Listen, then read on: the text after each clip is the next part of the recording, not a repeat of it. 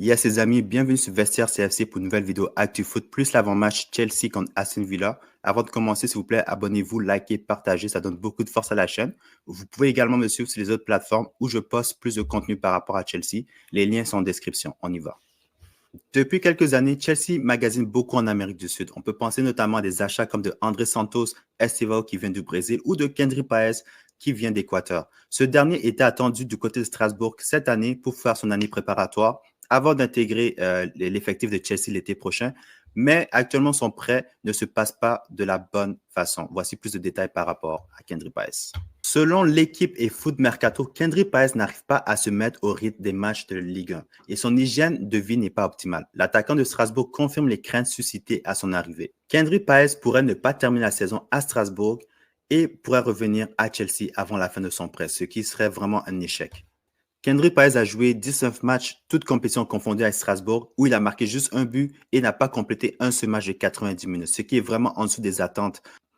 Kendry Páez se met en danger tout seul de se faire vendre. D'après moi, déjà, le plan, c'était peut-être de le vendre l'été prochain, mais là, lui-même, il vient de confirmer qu'il ne va pas avoir une carrière à Chelsea parce que le talent, c'est pas assez, Kendry. C'est pas assez. Il faut que tu te montres plus que ça. Il y a des joueurs très talentueux à Chelsea qui n'ont même pas tant de jeu. Et donc, dis-moi, qu'est-ce que vous pensez par rapport à la situation de Kendry Páez? Est-ce que vous pensez que c'est un joueur que Chelsea doit garder ou doit penser à vendre déjà? Prochaine nouvelle. Chelsea a récemment annoncé qu'ils veulent acheter un nouveau milieu de terrain durant le mercato d'été parce qu'ils veulent alléger la charge de travail de Enzo Fernandez et de Moises Caicedo, ce qui est totalement normal. Mais aujourd'hui, on a plus de détails par rapport à pourquoi les directeurs sportifs ont pris cette décision. Voici plus de détails. Le milieu de terrain est devenu une priorité pour Chelsea cet été en raison des problèmes de blessure de Lavia. Pour moi, ce n'est pas une surprise. C'est ce que j'avais dit dans la vidéo précédente.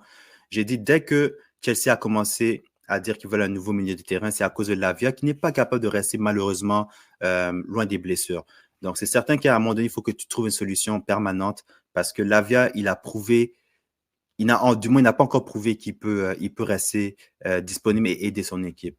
Donc, Lavia est arrivé en été 2023. Depuis, il y a eu plus de 10 blessures et il n'a même pas encore complété un seul match de 90 minutes, ce qui est une dinguerie.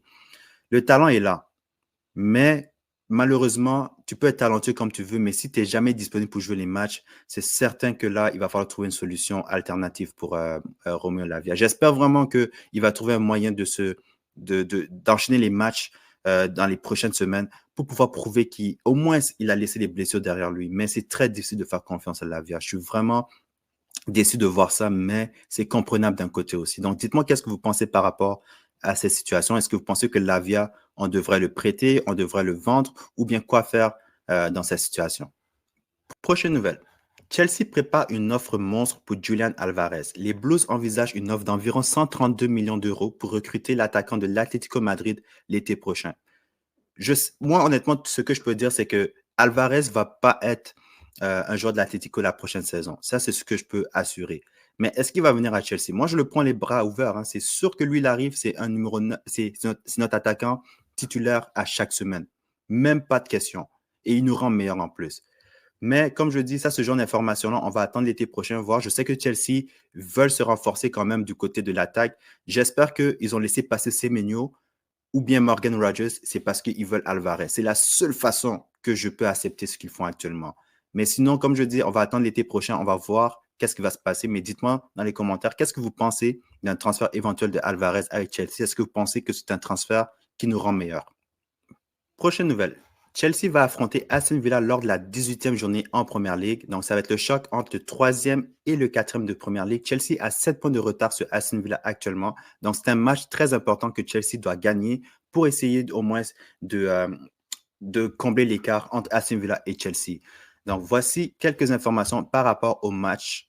Lors des 4 derniers matchs à Stamford Bridge entre les deux équipes, Chelsea a 2 victoires et 2 défaites. Côté statistique, on peut voir qu'il y a quand même des similarités entre les deux équipes. Chelsea a marqué 29 buts contre 27 pour Aston Villa. Chelsea a encaissé 17 buts contre 18 pour Aston Villa. Chelsea a 8 feuilles blanches comparé à Aston Villa qui en a 5. Donc, c'est des statistiques quand même assez similaires. Donc, ce qui veut dire que demain, ça va être un match qui ne va pas se jouer sur beaucoup.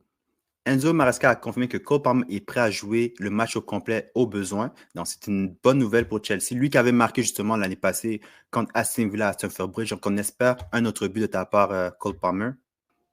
Enzo Maresca a également annoncé que Liam Delap et Estevao sont tous les deux disponibles pour affronter Aston Villa samedi à Stamford Bridge. Donc, c'est une excellente nouvelle de les avoir de retour, surtout Estevao qu'on n'a pas vu depuis quelques semaines. Et on s'attend à voir le jeune Brésilien avoir quelques minutes en sortie du banc demain. Enzo Maresca, lui, de son côté, est suspendu. Donc, c'est Willy Caballero qui va être derrière le banc contre Chelsea demain. Même si Maresca va quand même faire les changements et parler aux joueurs lors de la mi-temps, c'est Willy Caballero qui va être derrière le banc. Lui, chaque fois qu'il est revenu à la relève de Maresca, est toujours invaincu. Donc, on va viser une troisième victoire en 3 matchs lorsque Willy Caballero est derrière le banc de Chelsea. Donc, voici le 11 de départ que je prédis que Maresca va aligner contre Aston Villa. Donc, Robert Sanchez dans les buts. Après, en défense, je remets Reece James en tant que latéral au lieu de milieu de terrain. Ma charnière centrale va être Fofana et Chalobah. Sur le côté gauche, Cucurella. Au milieu de terrain, les deux pivots, je vais avec Enzo Fernandez et Moises Caicedo. En attaque, je vais avec Pedro Neto, Palmer en tant que numéro 10, Garnacho sur le côté gauche et Joao Pedro en tant que numéro 9. Donc ça, c'est mon 11 de départ que je prédis que Maresca va aligner contre Aston Villa. Et d'après moi, ça va être une victoire de Chelsea 2-0. Parce que même si Aston Villa, ils ont gagné les 10 derniers matchs, je pense qu'ils sont dus pour perdre un match. Et souvent, quand ils jouent contre Chelsea, ils ont beaucoup de difficultés, surtout à Stamford Bridge. Donc, je suis prêt à dire que Chelsea va remporter le match 2-0. Et on va dire que les deux buteurs, je vais donner un but à Palmer et un but de Estevao pour célébrer son retour dans la formation.